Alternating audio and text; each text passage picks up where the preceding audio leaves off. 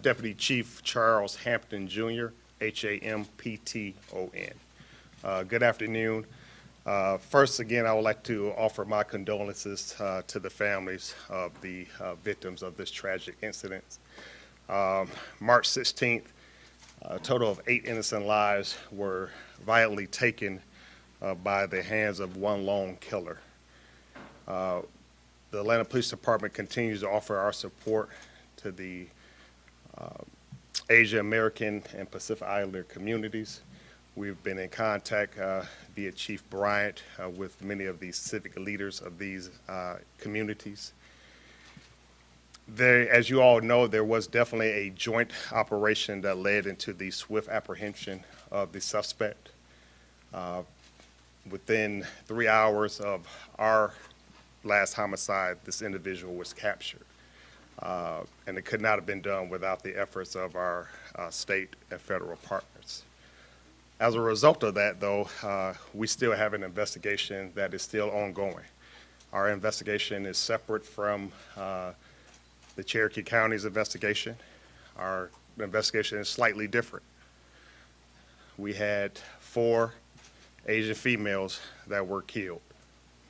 And so we are looking at everything to make sure that we discover and determine what the motive of our homicides were. So it's just very important to let you know that we are not done.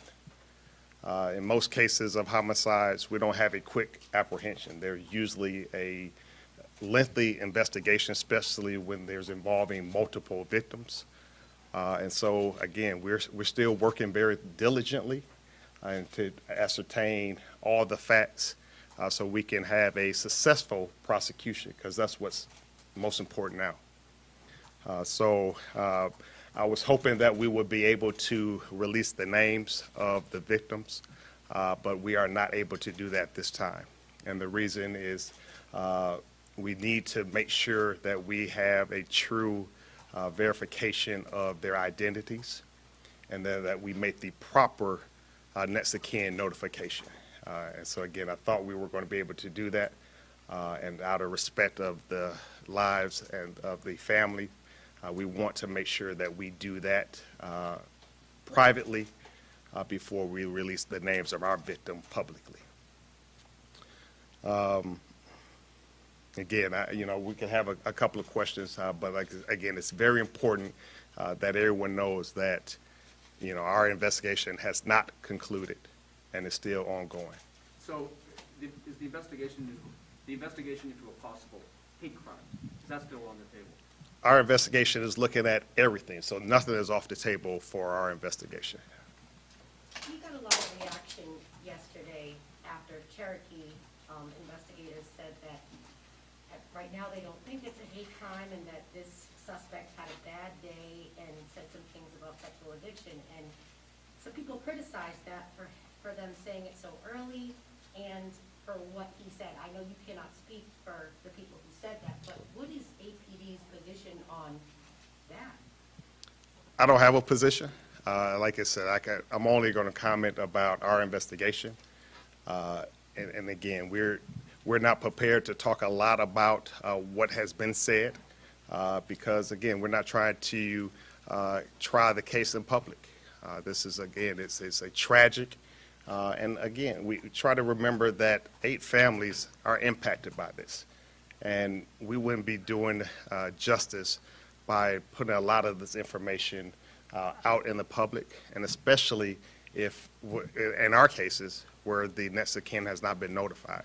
So I know it's tough. I know there are a lot of questions that want to be answered. But again, we just ask that you just respect the families that are still mourning, and some who may not even know yet.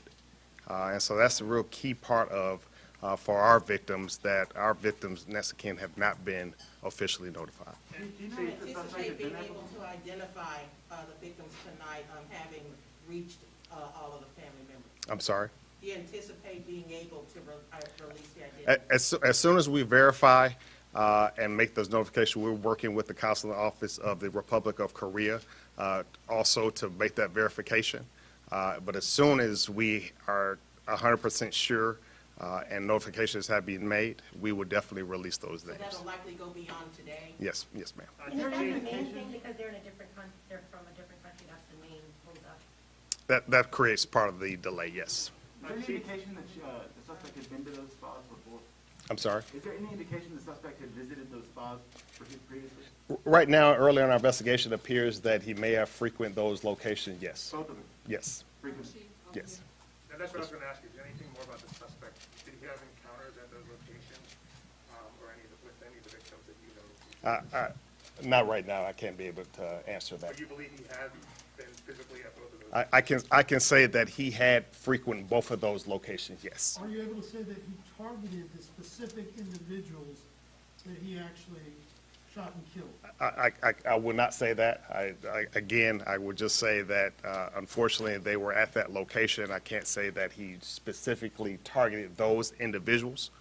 But, you know, what I will say is that he did frequent, as the question keeps coming up, that he did frequent those two locations within Atlanta. And is it also, is part of the problem in identifying the victims, do they not have any family members in the United States, or all the family members overseas in Korea?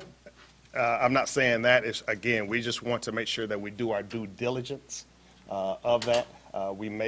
Some family may reside stateside, some may be even here in the Atlanta area.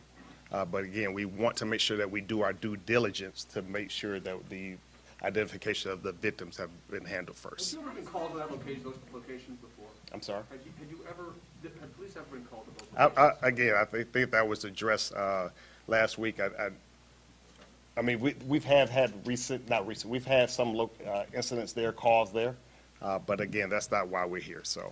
Any word on how the suspect got his hands on the gun, the 9mm gun, considering his reportedly mental illness?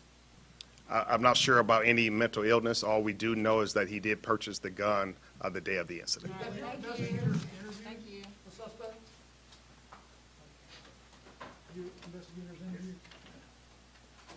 All right, thank you, everybody. One of our members of the Public Affairs Unit will escort you out. If you all have any other questions that we can't answer, you just send them to our email.